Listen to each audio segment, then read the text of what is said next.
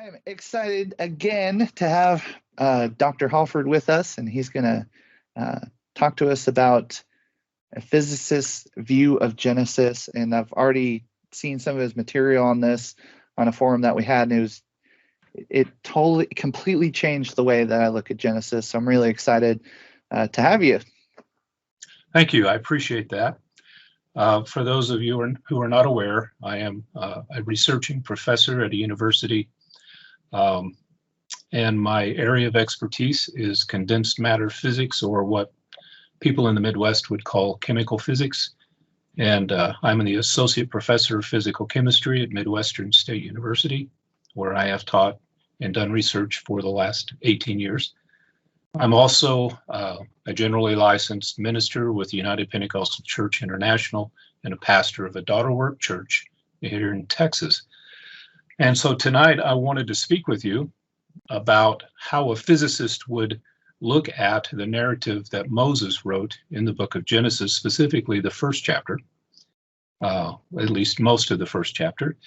And my academic background is really not the important point. However, I must emphasize that I have accumulated a sizable amount of educational background. I've been at this particular expertise area for 35 years. And I've been in the kingdom of God as a believer since I was 12. And so I have continuously sought to balance what I was learning to do in my job and what I knew that God was from my experience in the kingdom. And so I hope that this is enlightening for you. I do not in any way attempt to contest anyone's theology. I'm simply explaining how understanding the ancient words actually reveals how science and the Bible are actually in agreement. And so this first slide, by way of explanation, is simply a physicist's view. So we're going to start with something most people are not familiar with, and I won't bother you with lots of mathematics, which is actually what these things are.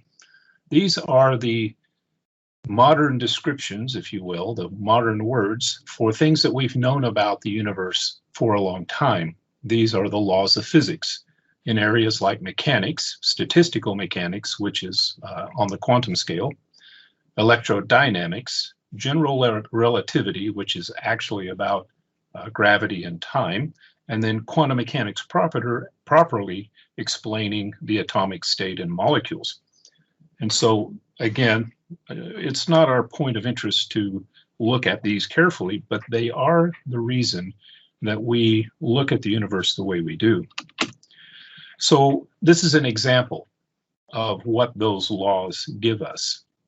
To be clear, a law is simply a statement that's math, and theory, which is an attempt to describe something we've observed in terms of a law, is also math. So on the screen, you see two things. You see a mathematical expression in the upper right-hand corner, right under the title hydrogen wavy function.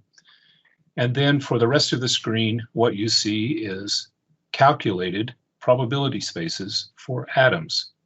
This is in particular the hydrogen atom, and the numbers are the quantum numbers which describe those spaces.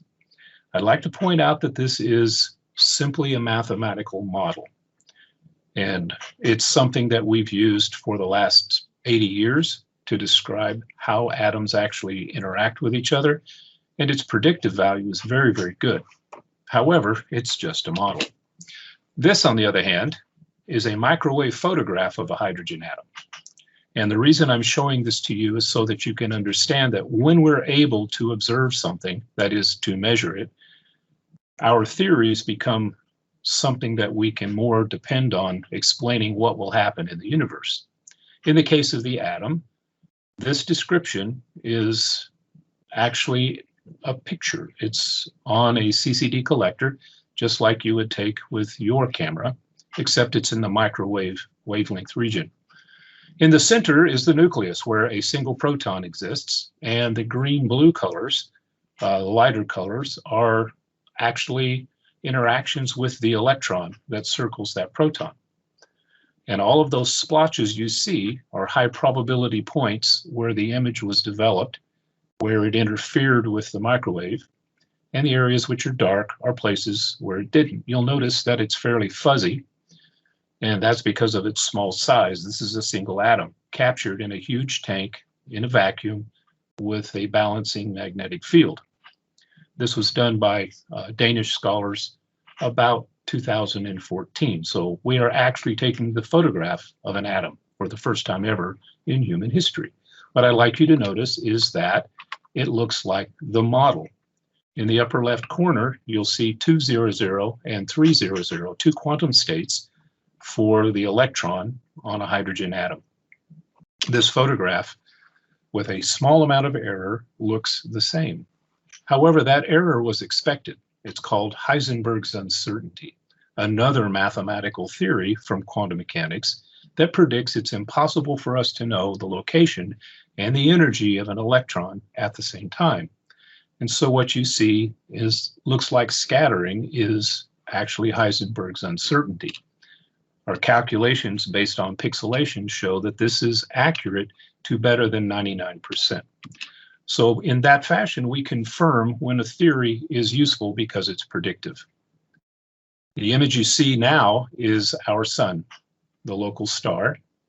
And on the surface of that sun, it's very complex. This is literally a fusion reaction taking place.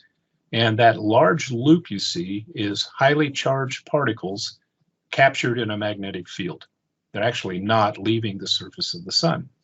These spots that you see on the sun's surface from time to time, called sunspots, are the bright white looking things that surround this loop.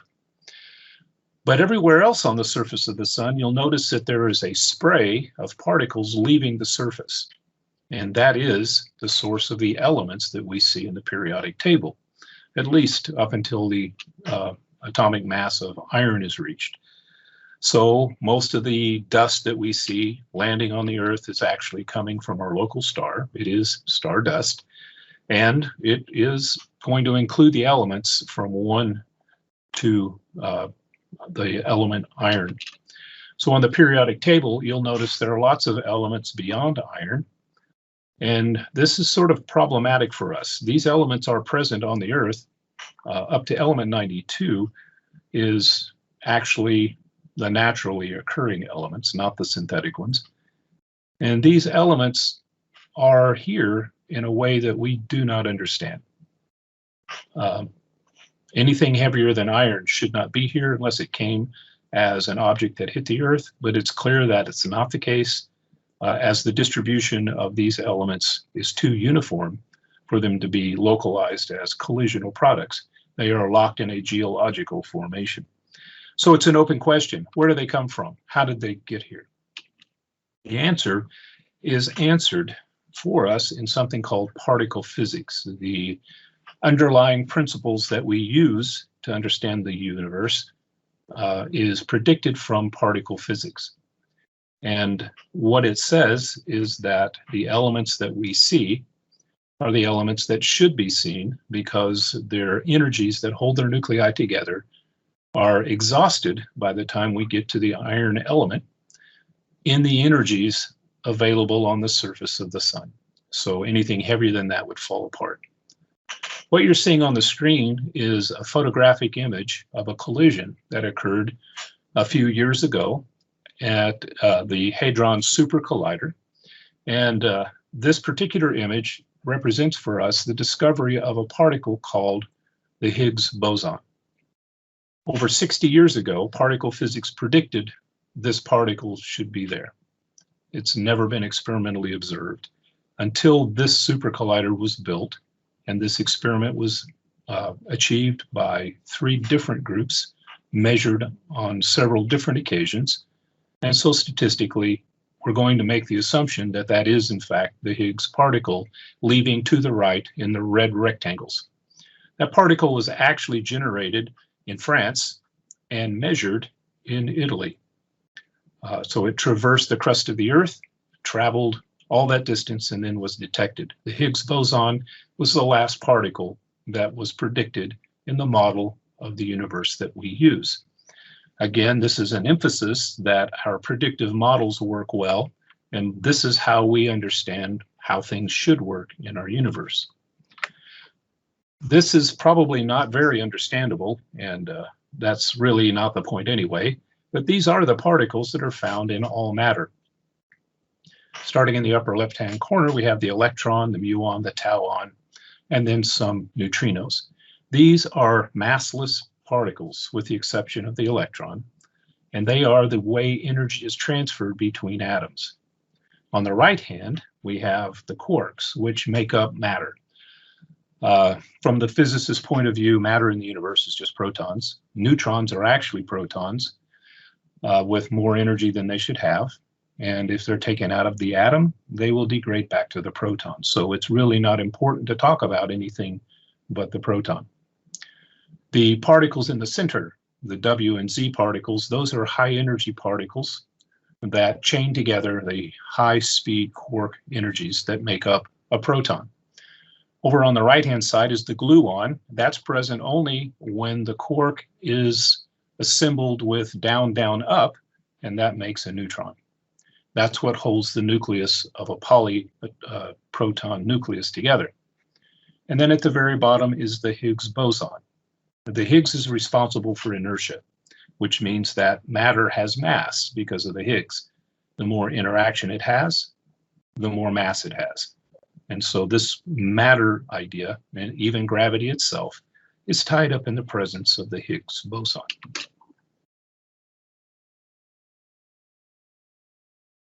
So this is an artist rendition of all of that. And what I'd really like for you to notice, the particularly important parts of it, is that all of these are just energies. They're not like marbles. They're not like specks of dust. They are not what you would call mass particles. They are simply energies with spin, with symmetry. And that's the key word. Symmetry makes all the difference. And all of the other particles we've talked about are chained together inside with these three quarks. This is a proton, up, up, down. And so something at the beginning of the universe added spin or symmetry to these energies to turn them into protons or matter. That is, in fact, what I wanted to talk to you about in the book of Genesis. This is what Moses describes. And I want to show you that as we move through this material. So all matter in the universe is made up of these protons. The electron's mass is so small, it's really negligible. So when we do the math with a theory, we expect to find some relationship that predicts an observable event, something we can measure. But our real interest tonight is what those measurements actually have told us. And one of the foremost physicists in the century is Richard Feynman. And one of the comments that he makes, he was a professor of physics at Caltech, is that it doesn't matter how beautiful or elegant your theory is, and it doesn't matter how brilliant you are, if you don't have experimental data that backs up your theory is wrong. So theories are essentially just explanations. They come from a law, but they don't describe everything. And so theories are very limited. We need to know that going into this, because a lot of times people think that theories are reality, but they're not. They're mathematical models, and they're used to describe a particular thing that we've measured. So physical theory, this is what we know is true. Now, I need to stop here for a second. A lot of people see things like YouTube or in a magazine or some kind of publication that talks about physics in certain ways, but you're not aware of the fact that all of those things are highly speculative. They're not actually theory in most cases. Theory is what describes the things we see based on physical law. And so what I'm describing to you are the things that we know and can measure, not the things that are speculative. All right, so I'm not going to get into advanced cosmology or evolution or astrophysics or any of those things. I'm just going to talk about the fundamental ideas.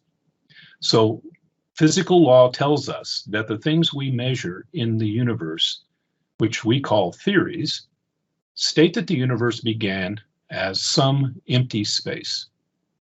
And the universe is not infinite.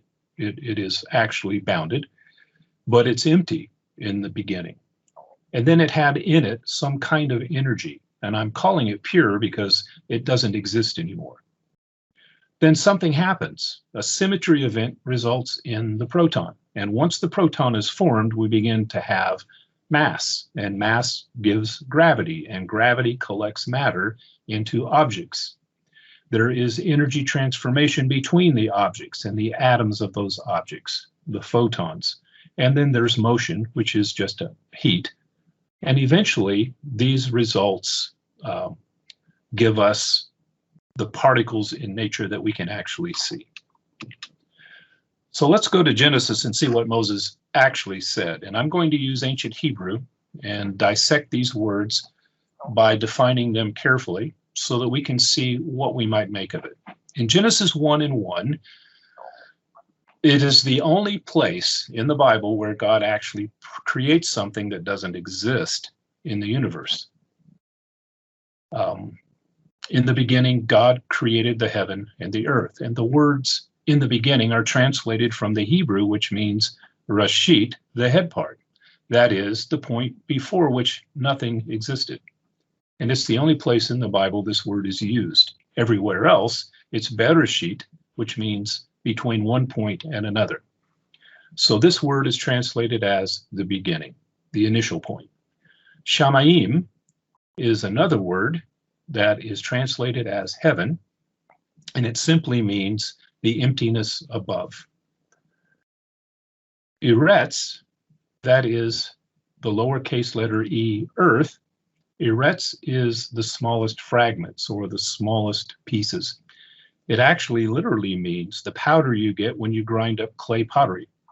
And so the concept Moses is trying to give us is that there is a void, and then there is something in it, something small. And I would like to express, for those of you who might not be aware, that Moses is seeing this as if we were looking at a screen and having it played out before us. God has described this to Moses on Mount Sinai when he showed him his hinder parts or his history. This is where Moses received information that allowed him to give to us what God did in the beginning. And so moving to verse 2, it says, and the earth, remember, there isn't a planet here. All there is a void and some energy or something that becomes particles in it. It says, and the earth was without form and void. And I'd like to point out that without form and void is a phrase that's used only with respect to God in his creative act. It's used in several places, but it always means the same thing.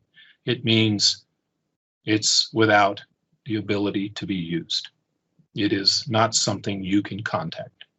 It says, and darkness was on the face of the deep. Now that kind of sounds like nighttime over the ocean, which is an assumption a lot of people make. But actually, darkness is a word in physics which means it's invisible. The face is actually a boundary caused by spin. In fact, in the ancient language, it's a turning fan. And so one gets the idea in your mind that whatever this is that's in the void has a spin. And then the word deep, that means the local place. The deep is a section of the total universe. And then waters is a word that describes how that stuff we've been calling Earth is behaving. It's behaving like a rainstorm with violent winds. It's chaotic. It has motion that can't be tracked. It is not something that's easily described. So these are the translations of the ancient Hebrew words in the book of Genesis, verse 2, that talks about what it was that God did in verse 1, right? In the next verse, and God said, let there be light, and there was light, comes the point where the physicist mind leaps. The word light is actually in English order, and order is another word for symmetry. It turns out that order is what happens when the spin is applied. Remember, in the first slides, I showed you the proton, which had that arrow sticking through it. That arrow is the axis of spin. And so what you were reading here is that God said, he spoke, let there be order. In verse 4, and God saw the light that it was good. and God divided the light from the darkness. The word good is kind of like a word in statistics. It means that it is going to function according to the physics that we see that's all around us. Okay? It's going to be statistically determined. We can mathematically understand it. And it's also divided, which means that some of the material is in one place and some is another, separated by some force. And so this is what Moses is describing. He's describing a proton. It is separated from all other matter by its symmetry, by its spin. And this particular particle, the proton, which was created in the very beginning, is exactly the same protons that we see today. There are no new ones made. They're rearranged by stars. They're rearranged by explosions and chemical reactions, but they are no stars are producing new protons. The total matter in the universe is a fixed value. It is an unchanging value.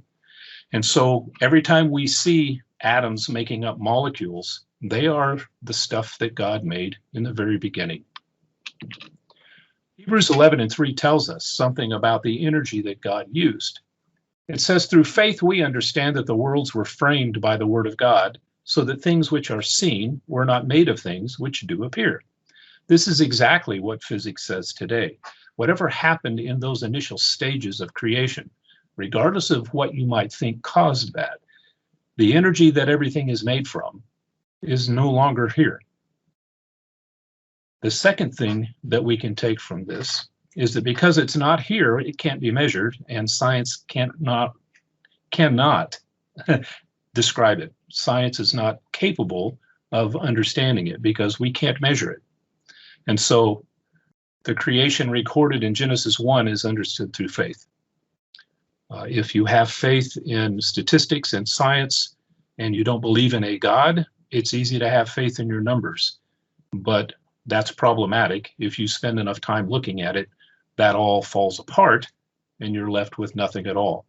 Our faith only works when it's in the Word of God. Genesis 1:5 says, and God called the light day. And notice that's a capital D. That was translated with a capital letter for a reason. And the darkness he called night. And the evening and the morning were the first day. Some very profound things here. First of all, day simply means towards the sea, to the west for a Middle Easterner. The ancient Hebrews found that south was their cardinal direction. It's the opposite of that for us. And so looking south to the west is the direction of the right hand. And so day means to progress towards the right. Night is simply the absence of any visible rotation of the star. The problem is there isn't a star yet. And so what we can understand is that the day and the night designation are given as a mark of time. And time is something that's fixed in our language. We can't escape it. Yet in physics, we know that time is not real. Time is just a word that means some duration. And so it's easy for a physicist to realize that what's being said in this verse is that God is simply designating the rotation of this material in the sky, which is not yet anything. But he names it. And a principle of the Bible is that when God names something, he takes authority over it. And so all of the energies he's created and all the matter that's formed are named in day and night. So the observer, who is Moses, now sees this newly created material rotating to the east. What he actually observes is in the upper portion, it's rotating to the right. And so he's describing the material, but it's not a planet yet. In verse 6, and God said, let there be a firmament in the midst of the waters. Now remember, waters is that tumultuous material. It doesn't have any form. Tohu bohu means without form and void. And it says, and let it divide the waters from the waters. So God is separating the material into two groups. This is very important. And these two groups of matter are actually our local solar system. The word firmament simply means a restraining force.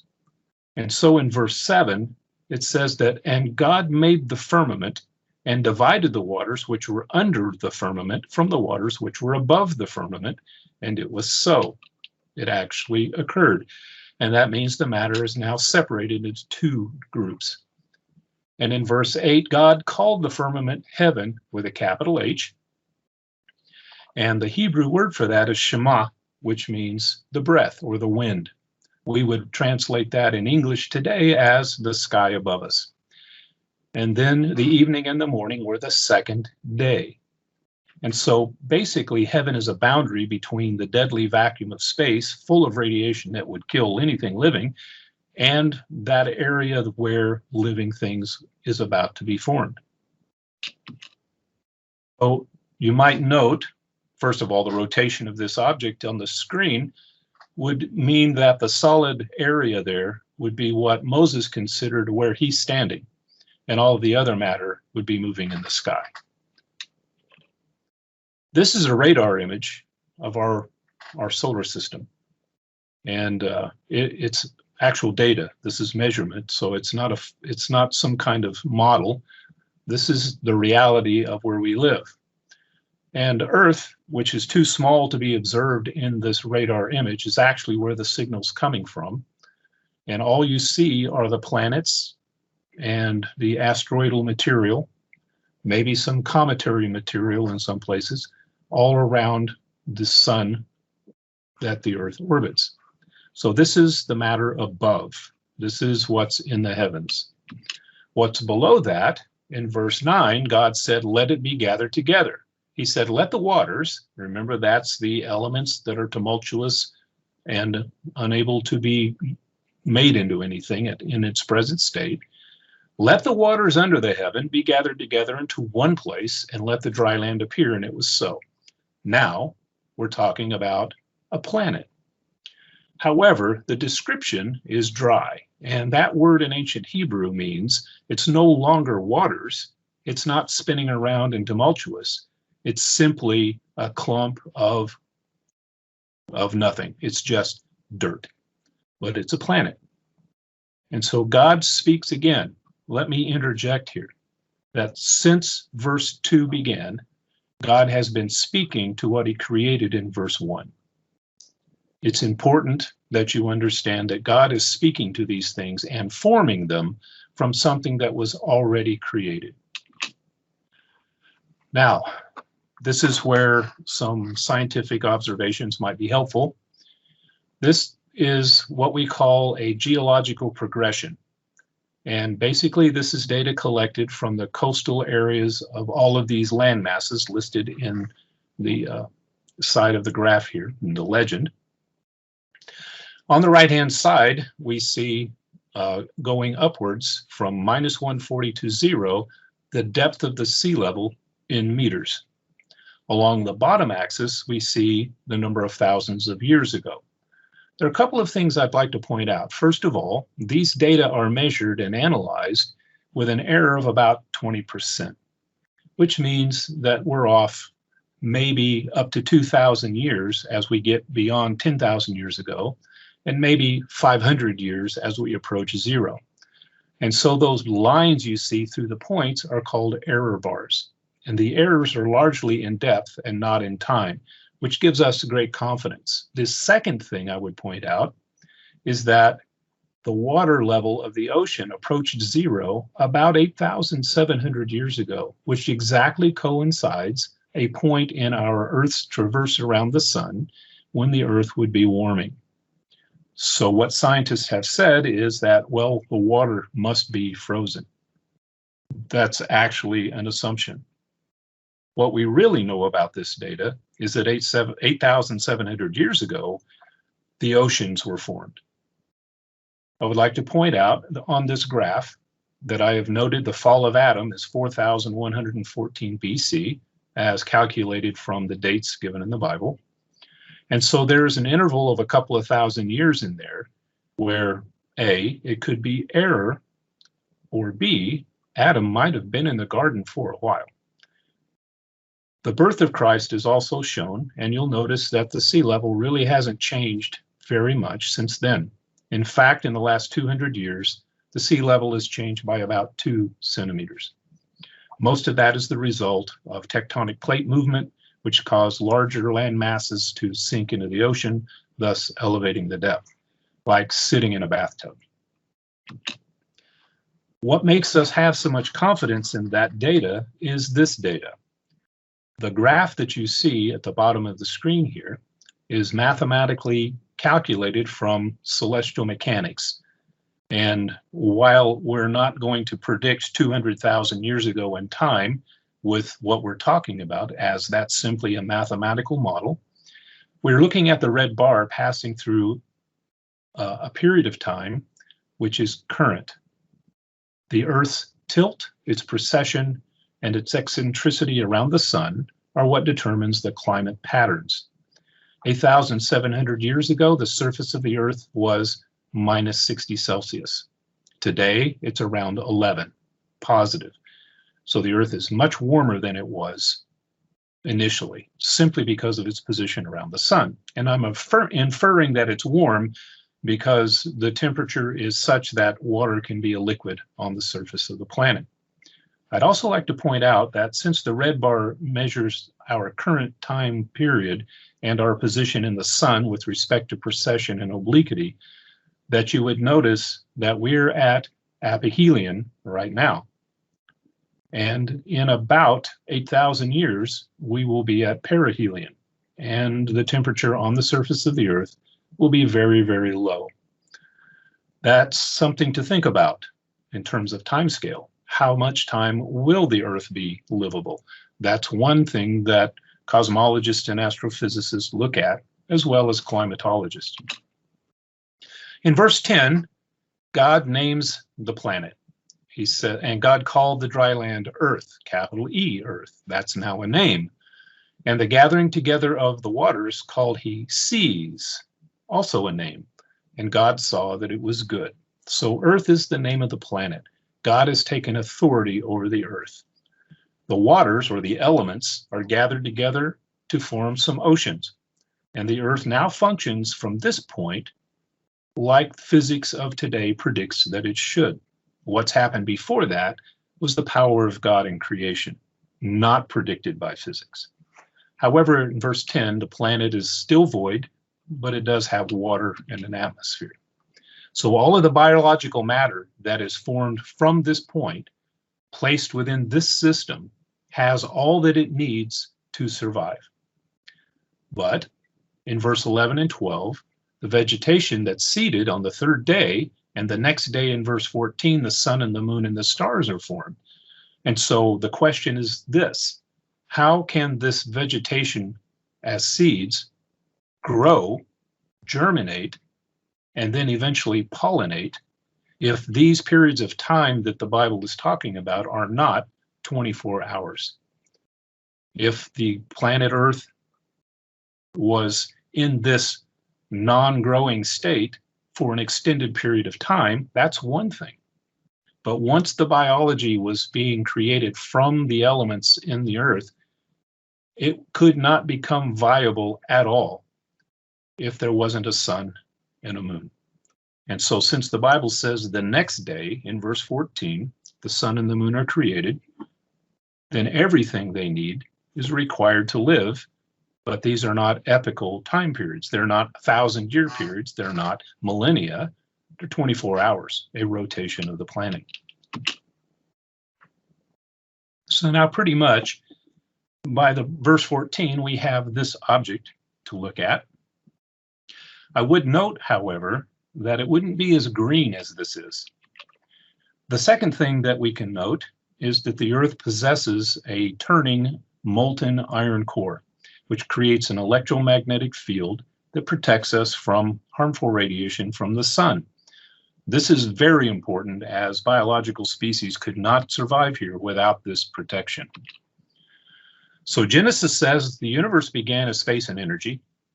The symmetry event that resulted in Eretz becoming heat, energy, and matter, which is what Hebrew 11:3 says, and then the separation of matter into the earth and then the rest of the solar system in verse 4, and the formation of gravitational bodies stars, and our biosphere through verse 14 is not different than what physics says.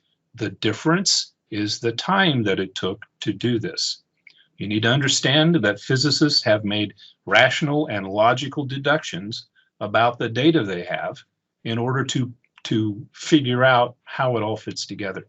Without faith in God, without the Word of God as a guide, the only thing they have is statistics. Statistically, they predict it took about 3.5 billion years for the Earth to become a viable planet. The problem with that is the Earth isn't that old. The matter that makes up the Earth isn't that old by scientific measurement. And so this is a hypothesis, but it is not yet a theory. Changing speeds just for a second, let me talk about physics, and not in a way that will confuse you, I hope, but in a way that will help you understand. Each one of the laws of physics rests upon a constant that makes two sides of the equal sign true. And in quantum mechanics, that's Planck's constant. In stat mechanics, that's Boltzmann's constant. In quantum electrodynamics, that's the unit charge, the rest mass of a proton, a neutron, and an electron. This is the matter particles in the universe. And then the gravity force constant and the speed of light. These are the numbers that we know. They are the ones we can measure. They are the ones that make our laws true statements.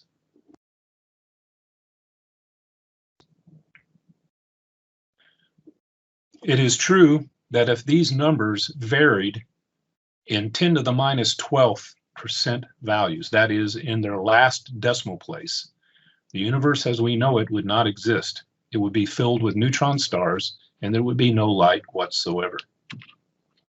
In astrophysics, I teach this equation to my students so that they can understand why stars actually emit light. This inequality has to be a true statement in order for photons to exist in the universe. Remember, the photon is an energy transfer between atoms, and the photon has no mass. It's a purely electromagnetic function, which means it's affected by gravity. So what this inequality is telling us is that the mass of the proton on the left must be greater than the electromagnetic fields and the speed of light on the right. Whenever we solve this equation, and this is all the constants we saw in the previous screen, so you can do this math yourself.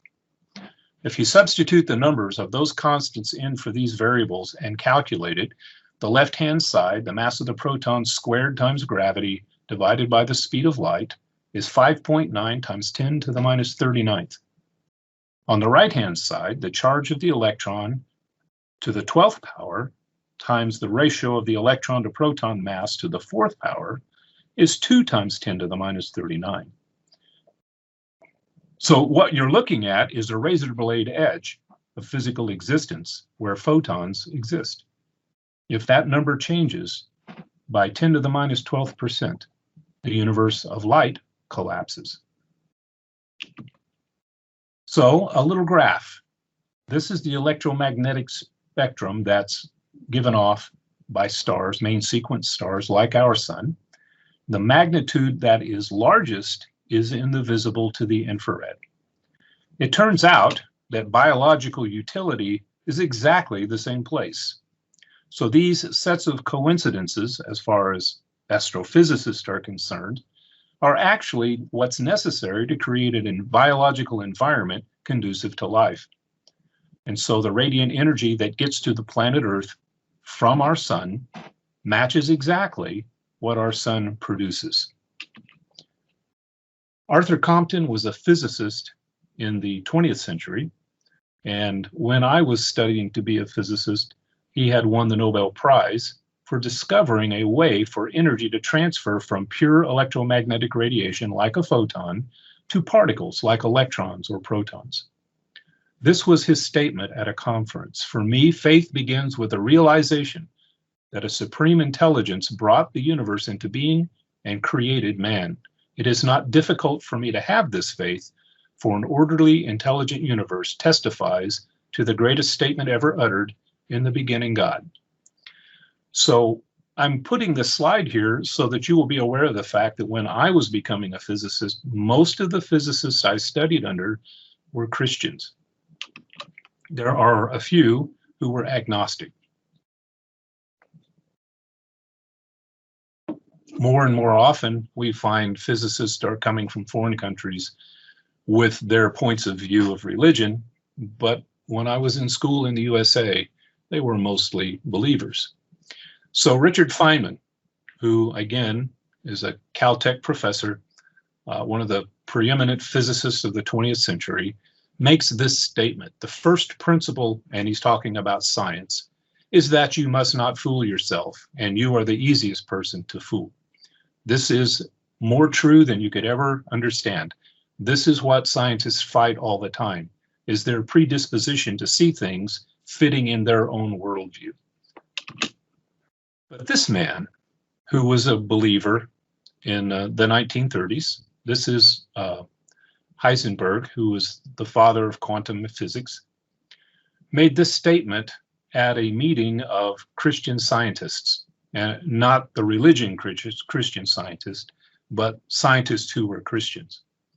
It says, the first gulp from the glass of natural sciences will make you an atheist, but at the bottom of the glass, God is waiting for you.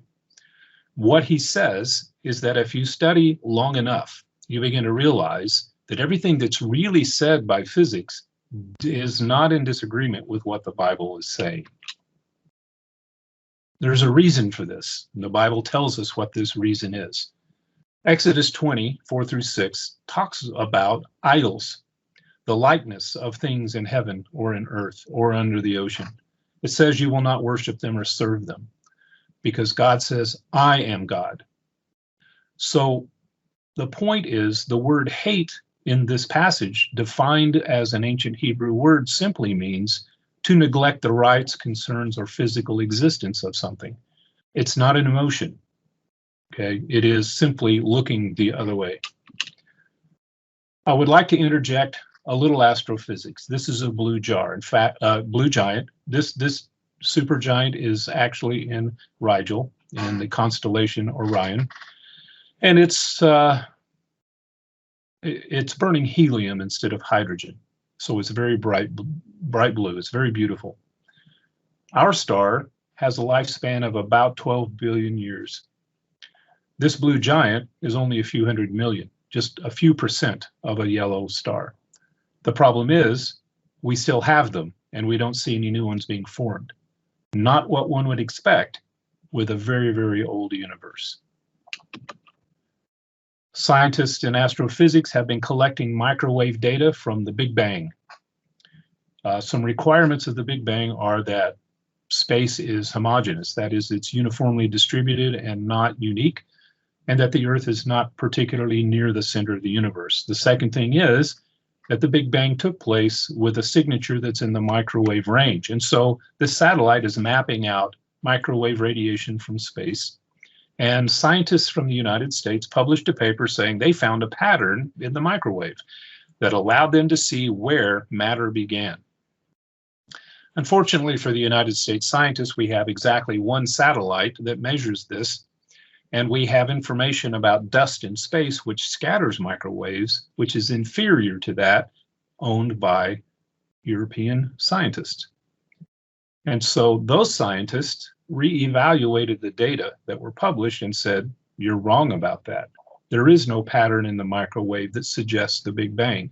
So most of the major information that we can collect data-wise do not support the idea of a slow evolution of a universe. Our galaxy, for instance, isn't far from the center of the universe. Excuse me. Edwin Hubble in 1955 analyzed optically the location and mass of stars in the sky. And he plotted this information and discovered that the matter is distributed in shells around us. The distance between these quantized bits of matter is called the Hubble constant, and that is a distance in light years. But in order for us to see these shells, the Earth would have to be within 100,000 parsecs of the center of the universe, which is within our galaxy. And that means that the Earth is, in fact, near the center of the universe. And this completely dismantles the theories behind the Big Bang. Here's a radar map of stellar material in our local universe. And as you can see, it appears roughly spherical. Now we're taking a slice out of a three-dimensional sphere, and the star scattering is curving around in space, and so it looks like it's distributed everywhere. But the majority of the mass is in rings around us. And so one can plot out the altitude from the Earth that matter in the universe exists, and it is indeed quantized. What this means is that the basic assumption for the Big Bang is not supported by these measurements. In Isaiah chapter 45 and 5, there is a passage which is interesting in that it relates to us what God did with that matter. Thus saith God the Lord, he that created the heavens and stretched them out, he that spread forth the earth, and that which cometh out of it, he that giveth breath unto the people upon it, and spirit to them that walk therein. I would draw your attention to the word earth, which is not capitalized, so that is not the planet, that is the elements. To spread forth comes from an ancient phrase that means to shape something. And when we expect the matter of the universe to be scattered outward, it should form a pattern much like throwing seeds from the hand to sow grass in a yard. He stretched them out. That's an idiom that means to throw away from you outwardly, to pitch it out. And then in Jeremiah, the 10th chapter, every man is brutish in his knowledge. Every founder is confounded by the graven image, for his molten image is a falsehood, and there is no breath in them. They are vanity and the work of errors. In the time of their visitation, they shall perish. What I'd like to point out here is, first of all, when the idea is tested, it doesn't work. That means that these are idolatrous statements. They are vanity, the work of errors. That is an apt description of many modern ideas about the beginning of the universe. And then in Isaiah 44, and this is the passage which nails all of this stuff to the wall. Thus saith the Lord thy Redeemer, and he that formed thee from the womb. I am the Lord that maketh all things, that stretcheth forth the heavens alone, that spreadeth abroad the earth by myself, that frustrateth the tokens of the liars, and maketh diviners mad, that turneth wise men backward, and maketh their knowledge foolish. The idiom tokens of liars is actually scientific theories in one sense, in that they are not the whole story. They're simply a piece of information that we've understood. But when they are called tokens of the liars, it means intentionally they have left out the rest of the story. In other words, they do not connect to laws. They don't connect to the rest of the things we know. And so this is the category we should put the kind of speculative physics we see every day in. The Bible knows what this was. It knew, Jesus knew that man would turn information into all kinds of ideas. But the Word of God is our go-to place. If we want to be true in what we do, even in science, we must look to the Scriptures. Trying to make science truth is to make it the tokens of liars. That is idolatry. Thank you for your attention. I appreciate your taking the time to see and hear this presentation.